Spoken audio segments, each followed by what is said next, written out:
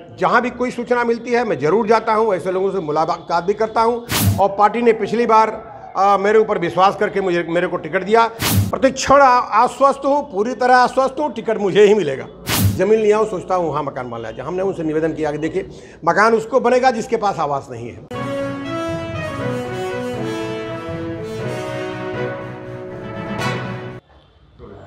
दोस्तों नमस्कार, स्वागत है आपका इस वक्त न्यूज़ बकेट पर। और लगातार हम ग्राउंड रिपोर्टिंग के बाद अब जनप्रतिनिधियों से मुलाकात कर रहे हैं। 2022 का महासंग्राम कहा जा रहा है उत्तर प्रदेश का, और इस चुनावी रण में अलग अलग पार्टियों के नेता ताल ठोक रहे हैं। इस वक्त हमारे साथ भाजपा के वर्तमान विधायक हैं रोहनिया विधानसभा से सुरेंद्र नारायण सिंह जी, इनसे बात करेंगे और क्षेत्र के विकास में जो ये अभी काम कर रहे हैं और 4.5 सालों में क्या काम कर चुके हैं उनके ऊपर बात करते हैं। सर, बहुत स्वागत है आपका न्यूज़ बकेट पर। धन्यवाद। कल आपके क्षेत्र से एक बुरी घटना सामने आई। महिला को जिस तरह से वहां फेंका गया, उनके मौत को घाट उतार दिया गया, और ये आरोप लग रहे थे कि पुलिस को इस बात की जानकारी दी गई थी कि ऐसी घटना हो सकती है, गुमशुदा की रिपोर्ट थी, लेकिन पुलिस कोई कार्रवाई नहीं। ऐसी घटनाएं प्रदेश में लगातार बढ़ती जा रही हैं, इसको लेकर क्या? ये बहुत निंदनीय है। किसी भी रूप में इसको उचित नहीं ठहराया जा सकता। लोगों की बहुत ही दूषित मानसिकता होती है, ऐसे ही लोग इस तरह के जघन्य काम करते हैं। आज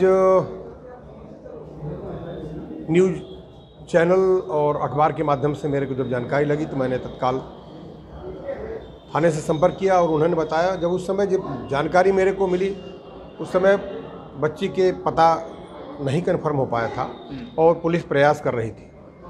पुलिस ने भी बताया कि किसी व्यक्ति ने कॉल करके बुलाया और वो तत्काल मौके पर गए थे। हमारे विधानसभा रोहनिया के और थाना रोहनिया के पुलिस वहाँ पहुँची थी और जानकारी होने पर घर वालों को भी सूचित किया गया।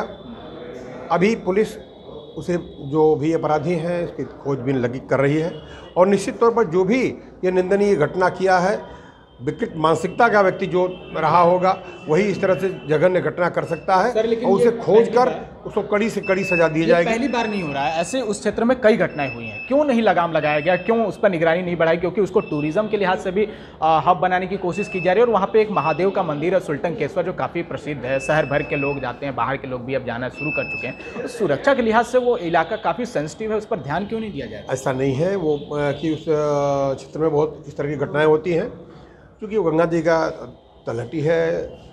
अभी बहुत बड़ी मात्रा में वहाँ पर लोग बसे नहीं हैं और उसी को देखते हुए अखरी पर पुलिस चौकी की स्थापना की गई और भविष्य में हम लोगों ने प्रस्ताव किया कि हम वहाँ पर नज़दीक में थाना स्थापित किया जाए ताकि पुलिस की गश्त बढ़े, पुलिस की सीमा वहाँ जो दूर दूर लोग रहते हैं वो नज़दीक हो ताकि लोगों की सुरक्षा बढ़ सके।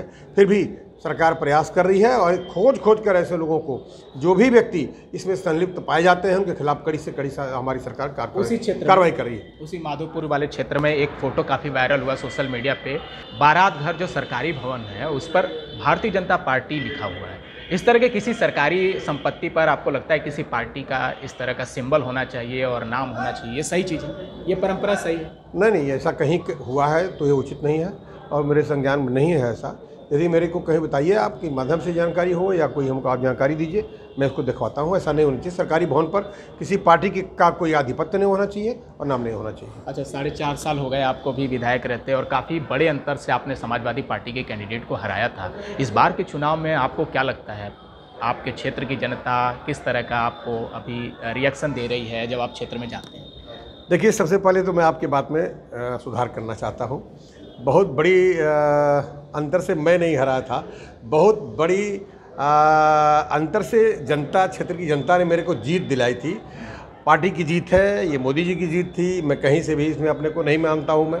मैं एक साधारण किसान के घर के रहने वाले साधारण सा व्यक्ति हूँ, साधारण सा कार्यकर्ता रहा हूँ और इस बार भी अगर भारतीय जनता पार्टी मुझे लड़ने का दायित्व सौंपेगी तो निश्चित तौर पर मैं आपको विश्वासपूर्वक कह सकता हूँ कि अपने पार्टी के काम, विकास के काम, आदरणीय अपने नेतृत्व के काम पर और नेतृत्व के कारण, अपने पार्टी के विकास के कारण मैं पुनः उससे भी बड़ी जीत ले आऊँगा। एक बात आपने बहुत सटीक कही कि ये आपकी जीत नहीं थी, नरेंद्र मोदी की जीत थी, पार्टी की जीत थी। जब क्षेत्र में हम निकले, वहीं बगल में आपके घर से 2-1.5 किलोमीटर की दूरी पर एक गांव है भदवड़। वहाँ लोगों ने, आप ही की बिरादरी के लोग थे, उन्होंने कहा कि विधायक जी जब आते हैं तो वो कहते हैं कि आपने तो हमें वोट नहीं दिया है, आपने मोदी जी को वोट दिया है, तो काम आप मोदी जी से मांगिए, हमसे क्यों मांग रहे हैं। वो काफ़ी नाराज़ दिखे। वो बता रहे हैं कि विधायक जी कुछ सेलेक्टेड लोगों के यहाँ जाते हैं, उन्हीं का काम करते हैं, और हम खुद उनकी बिरादरी के हैं, पार्टी से भी जुड़े हैं, लेकिन हमारा कोई काम नहीं कर रहा। देखिए, कोई भी पार्टी बिरादरी से नहीं चलती है। कोई व्यक्ति बिरादरी का नेता होकर पार्टी में काम नहीं कर सकता है, ना समाज में काम कर सकता है।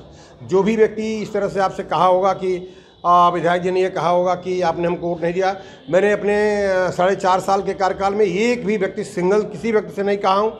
जो भी व्यक्ति इस तरह का कह रहा है वो किसी दूसरी पार्टी का व्यक्ति होगा, और ऐसा मैंने जब तक कहा नहीं है तो मेरे ऊपर कोई लांछन इस तरह का लगा नहीं सकता। हाँ, रह गई लोगों के आने की बात, चुनाव होने के बाद तमाम काम बढ़ जाते हैं। जो आदमी हमको याद करता है उसके यहाँ जाता हूँ। लगातार जिस गांव की आप भदौर का नाम लिए हैं उसके घर घर में गया हूँ, ऐसा कोई कह नहीं सकता। और जो भी व्यक्ति ये कहा होगा वो किसी गलत मानसिकता से कहा होगा, वो हमारी पार्टी का नहीं रहा होगा। इसके पहले भी जो लोग हमारी पार्टी को समर्थन नहीं दिए थे वो उस समय भी सक्रिय थे, आज भी सक्रिय हैं, और आगे भी अगर सक्रिय रहेंगे तो कोई बहुत बड़ी बात नहीं है। आपके जन्मदिन पर बहुत सारे लोग बधाई दे रहे थे। केशव प्रसाद मौर्य का भी बधाई है। रोहनिया विधानसभा में सोशल मीडिया पर आपको बधाई देने वालों का एक तांता ये भी रहा, और उस तरह से ट्रेंड करता रहा कि जो क्षेत्र के विकास के काम थे जो पूरे नहीं हो पाए, या जो जल जमाव था, उसके ऊपर आपकी फ़ोटो चस्पा कर दी गई और आपको बधाई दिया गया कि आप विकास पुरुष हैं, इस तरह से तंज कसते हुए। वो फोटो आपके संज्ञान में आया, और इस तरह की जब चीज़ें आती हैं, आप काम नहीं करा पा रहे हैं लोगों के बीच में, तो किस तरह की अनुभूति आपको? देखिए, अभी आज़ादी के बाद मैं तो विगत 4.5 साल से विधायक हूँ, और जन्मदिन पर बधाई पहले तो जिसने दिया है, मैं आपके माध्यम से उन सभी बंधुओं को बहुत बहुत साधुवाद देता हूँ, उनका नमन करता हूँ।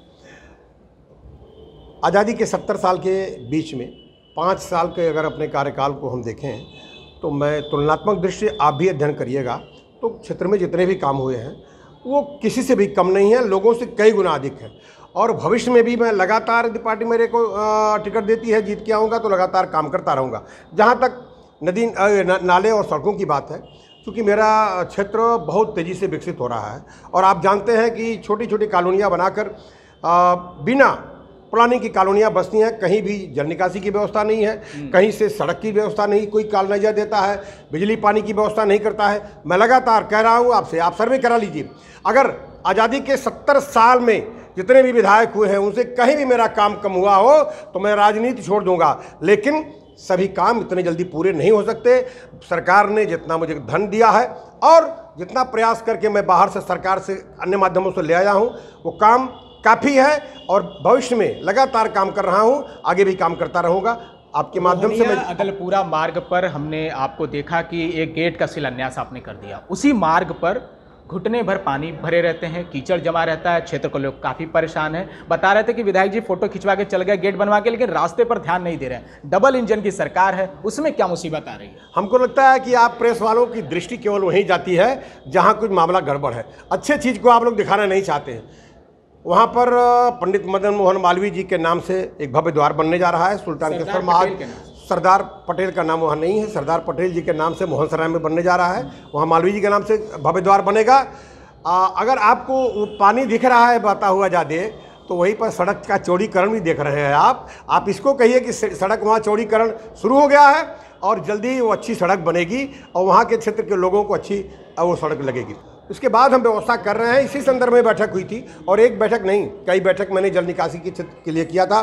क्योंकि हमारा क्षेत्र विकसित बहुत तेज़ी से हो रहा है, इसलिए जल प्लावन और जल की समस्या बहुत तेज़ी से है, इसलिए इसके लिए भविष्य की योजना को बनाने के लिए हम लोग बैठक किए थे। उसमें भी तय हुआ था कि तत्कालिक व्यवस्था से पानी वहाँ पर डीरेका और बरेका और काशी विश्वविद्यालय में निकाल दिया जाए। उसके बाद प्लानिंग बनी है, अगल बगल से नाले डाले जाएंगे, और बाद में भविष्य में पानी न बरेका में जाएगा न काशी हिंदू विश्वविद्यालय में जाएगा। अब चुनावी माहौल चूंकि आ गया है, कई पार्टी के नेताओं को हम देख रहे हैं कि सड़कों पर बैनर पोस्टर लगने शुरू हो गए कि वो दावेदार अपना दिखा रहे हैं। जो रोहनिया विधानसभा है मुख्य रूप से भूमिहार और पटेलों का बाहुल्य इलाका है, आपकी दावेदारी को लेकर कई लोग संशय में हैं कि पता नहीं टिकट मिलेगा कि नहीं मिलेगा। जिस तरह से दावेदारी हो रही है, बाकी लोग कैसे साधेंगे इस बार का चुनावी जो समीकरण है? आपको लगता है फिर मोदी जी के सहारे जीत पाएंगे, या महंगाई और जिस तरह की बेरोजगारी है युवाओं में, वो मुद्दा थोड़ा परेशान कर रहा है? हम एक बात बताना चाहेंगे, हम लोग साधते नहीं हैं, हम लोग एक साधारण से कार्यकर्ता हैं।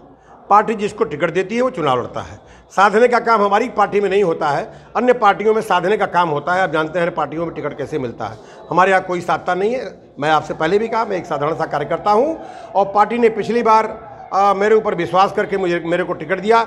मैं पार्टी को अपने और पार्टी के प्रयास से जीत दिलाई। और आज भी कह रहा हूं आपसे, जो लोग भी ये कह रहे हैं टिकट के लिए विषय में कह रहे हैं, वो पिछली बार भी कहते रहे होंगे, प्रयास करते हैं। हमारे विरोधी या पार्टी के विरोधी जो हैं वो लगातार इस तरह की बातें करते रहते हैं, हमें उस पर ध्यान नहीं देना है। मैं आज भी विकास के काम में लगा हुआ हूँ।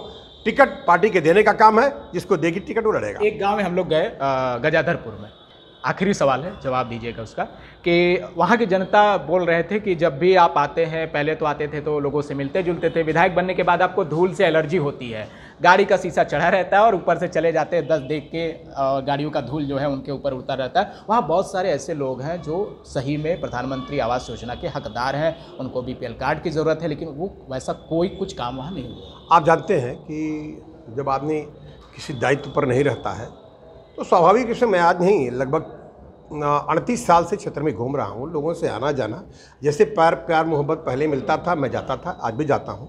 हाँ, इतना ज़रूर है कि दायित्व पर होने के बाद आदमी का काम बढ़ जाता है, और जैसे कहीं शिलान्यास हुआ, उद्घाटन हुआ, किसी के घर पर कोई काम हो गया, कुछ हुआ, उसके यहाँ आना जाना हम लोगों का धर्म बनता है, कर्म बनता है, उनके यहाँ आता जाता हूँ। और मैं पहले भी कहा था कि मेरे को जहाँ भी कोई सूचना मिलती है मैं ज़रूर जाता हूँ, ऐसे लोगों से मुलाकात भी करता हूँ। हाँ, रह गया शौचालय और आवास की, जिसकी ज़रूरत थी। आप सब जानते हैं कि भारतीय जनता पार्टी का एक नारा था पहले से ही कि सबका साथ, सबका विकास और सबका विश्वास। उसी के तहत पार्टी बिना भेदभाव से, इसके पूर्व सरकार की जो सूची गरीबी रेखा के नीचे बनाई गई थी, उन्हीं लोगों को आवास दिया गया है।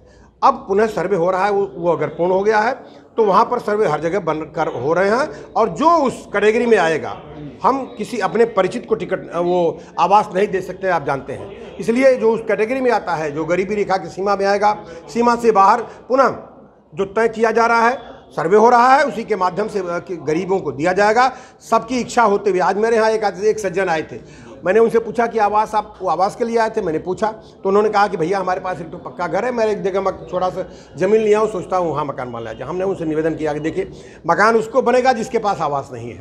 तो ऐसे लोगों की अपेक्षाएँ होती हैं। फिर भी मैं, जो भी लोग ऐसे चाहते हैं, मैं उनसे कहूँगा कि हताश और निराश होने की ज़रूरत नहीं है। यदि उनका बारी आएगा, वो गरीबी रेखा के नीचे हैं, तो निश्चित तौर पर उनको माननीय प्रधानमंत्री और हमारे मुख्यमंत्री योगी आदित्यनाथ जी उन्हें आवास देंगे। टिकट को लेकर आश्वस्त हैं? अगर नहीं मिला तो क्या करेंगे? प्रतिक्षण आश्वस्त हूँ, पूरी तरह आश्वस्त हूँ, टिकट मुझे ही मिलेगा। 100% मिलेगा। चलिए, बहुत बहुत शुक्रिया, धन्यवाद। तो ये हमारे साथ थे रोनिया विधानसभा के वर्तमान विधायक सुरेंद्र नारायण सिंह जी।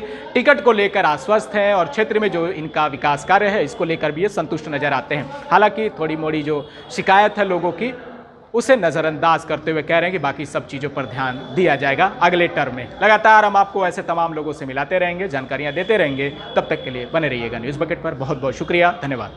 पेश है न्यूज बकेट हिंदी मासिक पत्रिका। पढ़ें इस महीने की पूरी खबर विस्तार से हमारे न्यूज बकेट की मैगजीन में। हमारी ई मैगजीन को मुफ्त में पढ़ने के लिए अभी लॉगिन करें www.newsbucket.in पर। इसके अलावा रोज की ताज़ा खबरों के लिए हमारे YouTube चैनल को तुरंत सब्सक्राइब करें।